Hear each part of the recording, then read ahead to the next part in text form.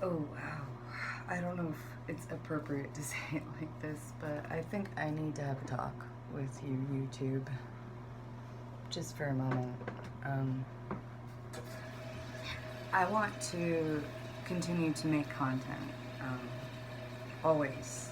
And the direction of my channel has always been a big question mark, especially when you guys went ahead and monetized this channel, this specific one, when the URL was different. This was, a long time ago. I understand why you demonetized my channel. I understand the severity of my actions. It doesn't go over my head. However, I want to take this channel in the most positive way I can because I still somehow garner a lot of attention online. Um, and I'd like to gear it more toward, I don't know whether or not this is surprising to YouTube or the people who decided to monetize me. But I mean, where Lightworker Katie was going, a YouTube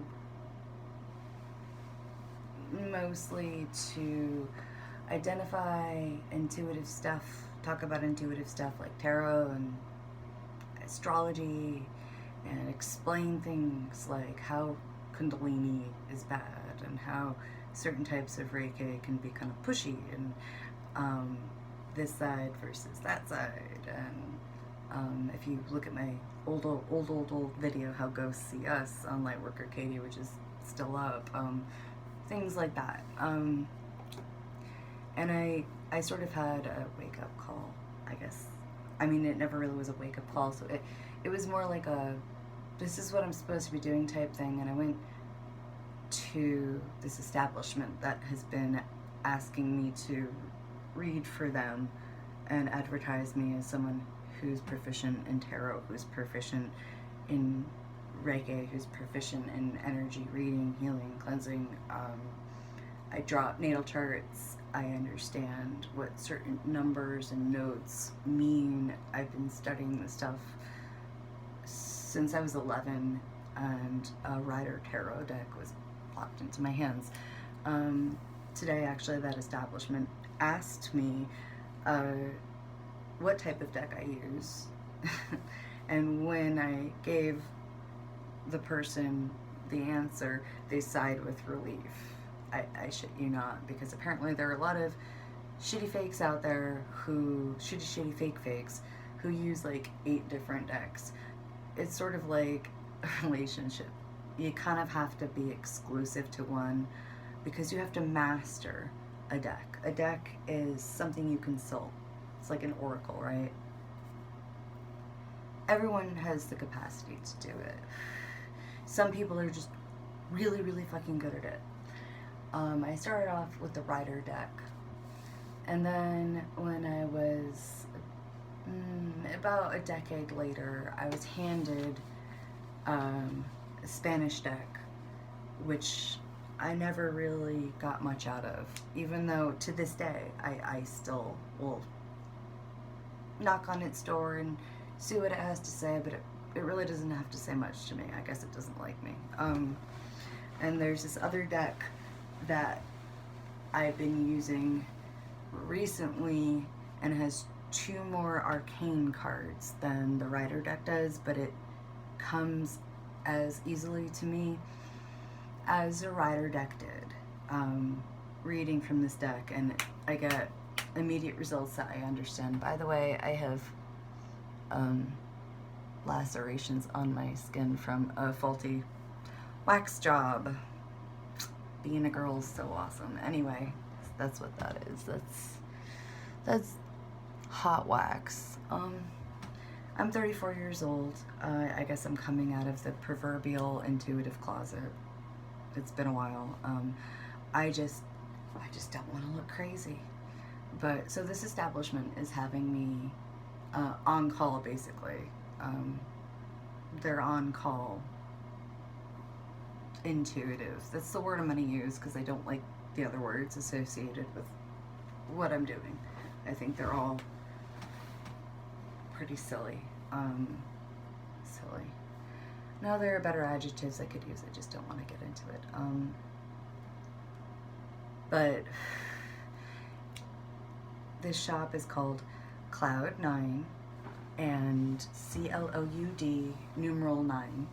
It's in Moosup, Connecticut, which is, Moosup is a tiny town inside a bigger town called Plainfield, Connecticut.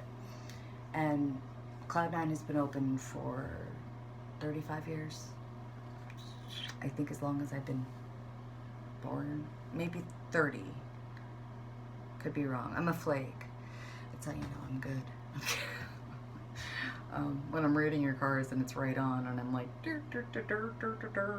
like, I am glad and I'm confident in the results I get from the people that I do readings for, because they seem at the end of the reading to have closure on something or clarity where they didn't, or sometimes you run the gambit of emotion when you do reading, when you read for people, and sometimes there have been tears, and it's something that I was born with. It's not too much energy for me, too much energy, whatever the fuck that means. And I'm not sitting here trying to be Teal Swan. My point, which is emerging now, is that if there's anybody on YouTube, and I'm gonna go on to describe things, I'm actually gonna make a video after this one describing sort of the catalyst that happened today that woke me up to what direction I want my whole life really to be going in, what I've always been good at, and I guess that's it. I appreciate the fact that I even have over 800 of you that are still watching this channel, and I would really appreciate if YouTube forgave me and let me make content again, because I feel like I could help a lot of people. And sometimes the only way to help yourself, if you've been sort of like suppressing that part of yourself your whole life, which is what I've been doing, is to honor it, and it's to help as many people as you can and to be open with it, like I said, like coming out of the closet, like just embracing who I am 360 degrees, all of it, including the part of myself that I've tried so desperately through substances, through unhealthy coping mechanisms for so many years to get rid of. You can't get rid of it. And there's so much that I have to say that I feel like could benefit so many different people on a number of levels.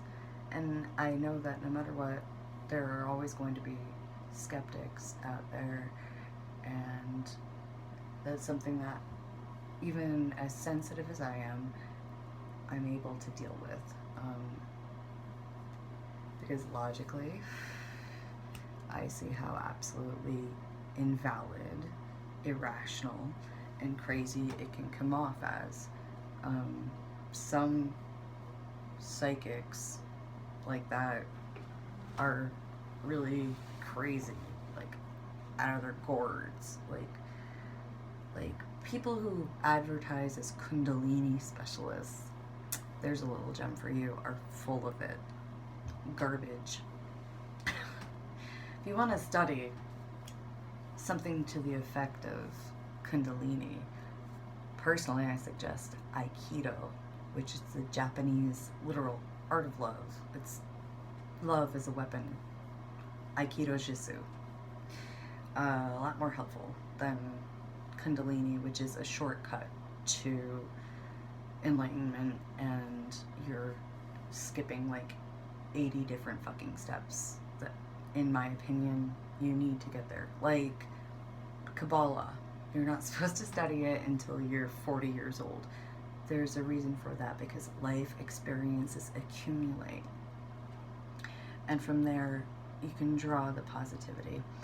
Now I'm going to go on to make my second video. about the catalyst, which sort of like kicked off this whole I've got to run with what I'm good at feeling here. So I hope all of you have a great day.